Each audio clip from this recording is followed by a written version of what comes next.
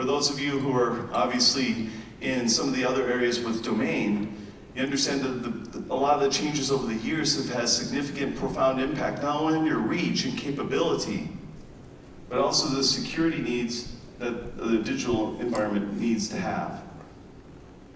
I firmly believe that it should be over right now, that we don't have every address, every internet connection should be encrypted. They have to be. We're transmitting money, people. We're transmitting value. We're sending important communications, pictures of our kids. There should be no way that anybody can intercept those connections. And we should be the ones in control of it. And I'm not saying that there should be some sort of centralized authority or belief or rules or standards that have to be applied. But I'm saying when it comes down to my data, my money, my value, my information, I should be in control of it. I shouldn't have to ask permission to change things. Anyway, that's all I have to say. Thank you. James, thanks very much. That sounds really interesting. That sounds very interesting. So, just so I can understand this a bit more, is this a peer-to-peer situation, or has it come back through your sort of systems and things like that? Well, it's a peer-to-peer network, so everybody owns, in the blockchain technology, the nodes are the ones that hold the various information, transactional information and whatnot here. One of the unique things that happens with the Embermine platform is we've created what's called personal data chains. That is your personal data that is stored on your end. You are the node.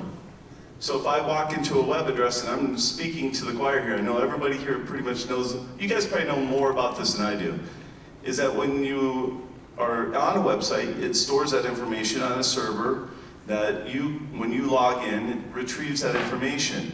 What we've done is we've flipped that around. That when I log into the website requests the information from me. But because it's been verified against the blockchain, the website can trust it because I can't change that information. Only my actual activity can form that information. So now the website has to request my information from me. And anything, any of the history that I do on that website is controlled and managed by myself.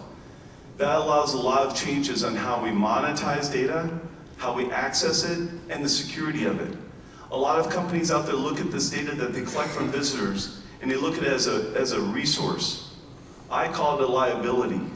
Ask anybody who's been hacked. I was hacked just a few months ago. And fortunately, the only data I had to worry about was my own. But if I was storing customer data, now I'd have to send out information to all these people, warning them that, well, we're not secure enough to be able to protect your data.